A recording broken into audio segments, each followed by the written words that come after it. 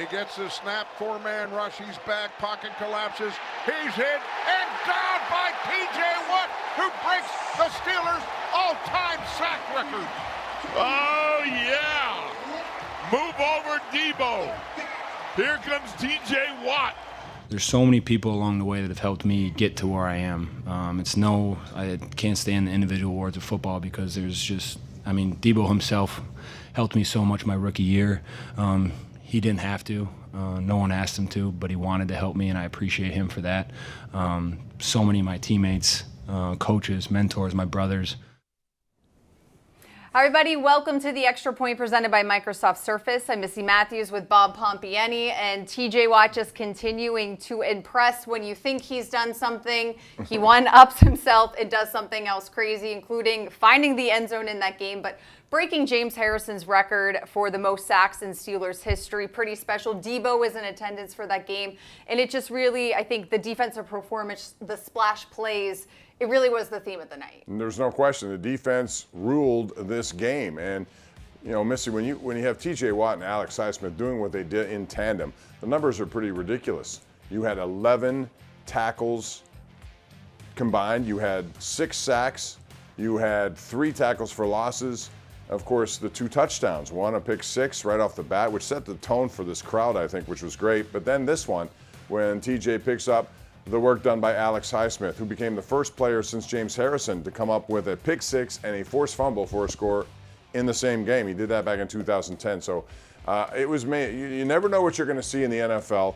On a night where the Steelers could not crack the other team's red zone, on a night where they went into the fourth quarter down 2 and lost 7 yards and still won the game, all you have to do is look back at defense, and you know that it was the reason they won this game. So that means the offense has got to get better, but what a night for the defense.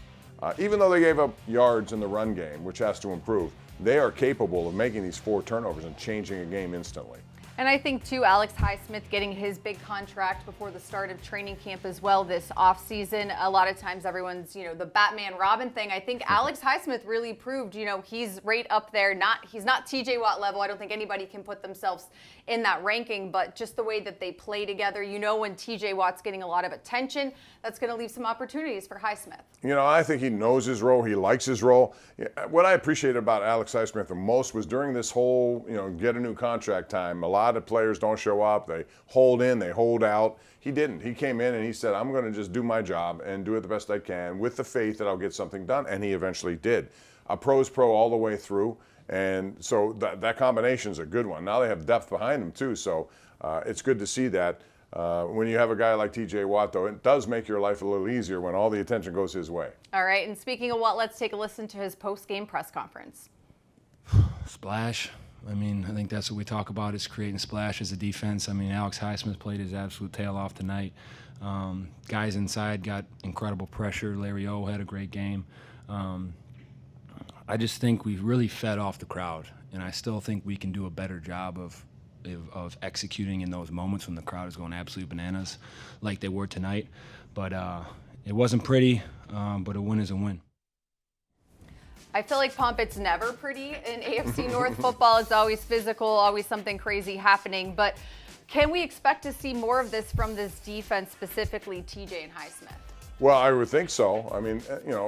You hate to see injuries happen, and we saw a lot of them last night. But these guys stay healthy, they're going to be putting big-time numbers up there that challenge some of the best in Steelers history. It also should make life a little easier for others around them. You saw Larry Ogunjobi had a big game last night.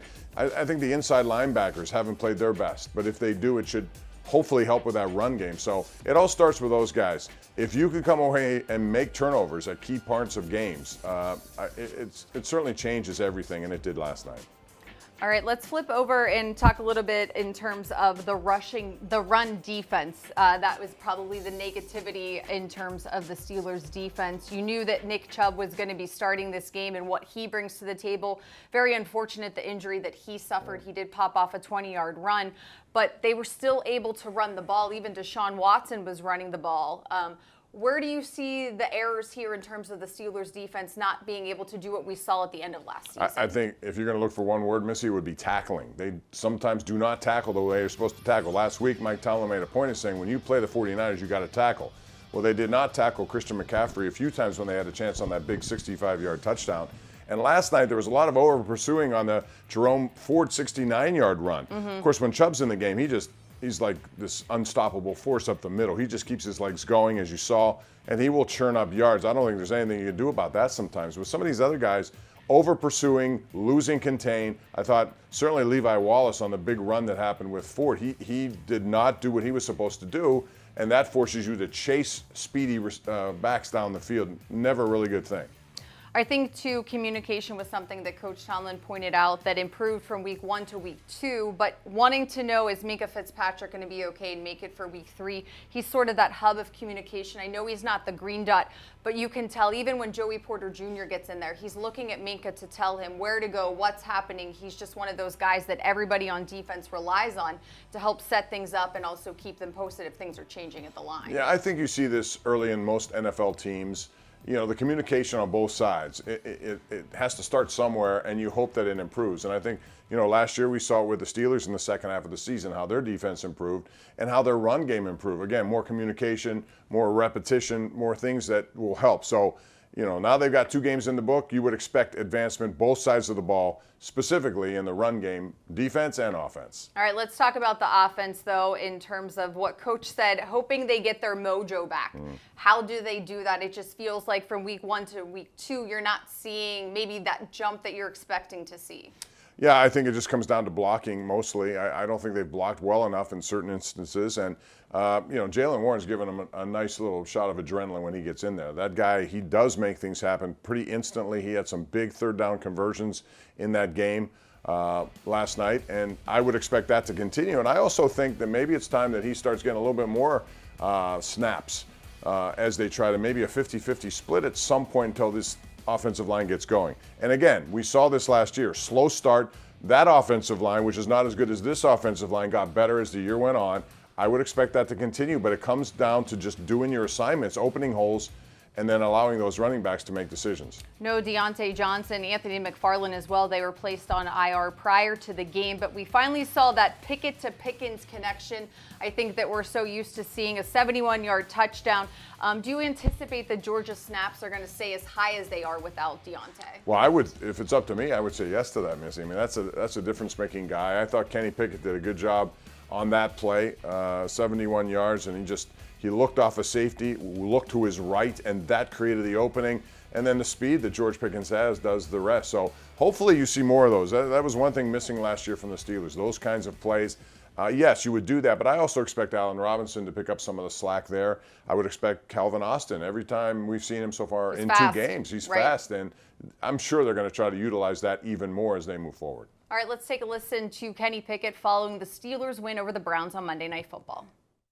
We're moving the football, we're having plays, we're getting explosive plays, and then we have that one negative that sets us behind the chains, and we don't execute after that. So we got to eliminate those plays, continue to move the ball forward, stay ahead of the chains, and put us in 3rd and manageable instead of 3rd and 11 plus or 3rd and 10 plus. So that's going to be a key moving forward. All right, and Coach Tomlin made it clear during his press conference on Tuesday, they're not going to make wholesale changes in terms of the offense, but 2 is a pattern in terms of back-to-back performances. So what's something, even if it's just a baby step, that they can do to make that jump in week 3? Well, if it's up to me, it's tempo. I like tempo. I think Kenny Pickett seems to respond to that. And when you wear a defense down, you know, the other night they did not have as many snaps as Cleveland. You want to take over that and leave your defense off the field. I think tempo helps that. And I also look for, you know, players like Allen Robinson, like I say, underneath, quick passes, Freiermuth over the middle, you know, a little jump start play for him and let him drag some defenders with him down the field. Little things like that should open up things down the field. Yeah, and I was surprised when you looked at the stat sheet after the game. Freiermuth didn't have a lot of chances as well. He did play almost, you know, as many snaps as everybody else. So that is something that they do need to, I think, take advantage. They clearly have that connection as well. And Jalen Warren has done really good things. Again, out of the backfield, that guy, when he gets it, he turns it upfield. He doesn't hesitate, and he normally gets the necessary yardage. That could lead to plays like this. In fact, it was a 3rd down conversion that led to that Pickens touchdown for Jalen Warren. I think, too, Pomp, maybe mojo is the way to describe it, but I just felt like this offense had this confidence, this swagger about them in the preseason. You weren't going against, everybody's starters all the time, but it felt like they're losing that a little bit. So maybe that's part of also getting their mojo back as well. Yeah, mojo is a word that can be defined different ways, but it's you got to somehow find it if you're them, especially on the road now, because the last thing you want to do is give the Raiders opportunities more than you. If you can control it, run the ball effectively, convert those third downs, and don't take penalties or negative yards. Too many of those plays happened in the first 2 weeks, and I think Kenny Pickett hit it right on the head there when he said, when you're 3rd and 11, 2nd and 14, whatever the case, you're digging out, and most NFL teams are not going to allow you to get those yards back. Right, and the weighty downs, the third downs, definitely something they have to clean up. We saw that week 1, same thing last night. So hopefully, it was almost an entire half of a season before they started to gel. Hopefully that's sped up and a little bit faster this year for the Steelers. Got to do it on the road. 2 games that you would think they'd be favored in, or at least close to being favored in. So go to the road, get some wins, come back home, and start stacking. All right, from Monday Night Football to Sunday Night Football, the Steelers head on the road to face the Las Vegas Raiders. Thanks so much for joining us here today on the Extra Point presented by Microsoft Surface. For Bob Pompeani, I'm Missi Matthews. We'll see everybody next week.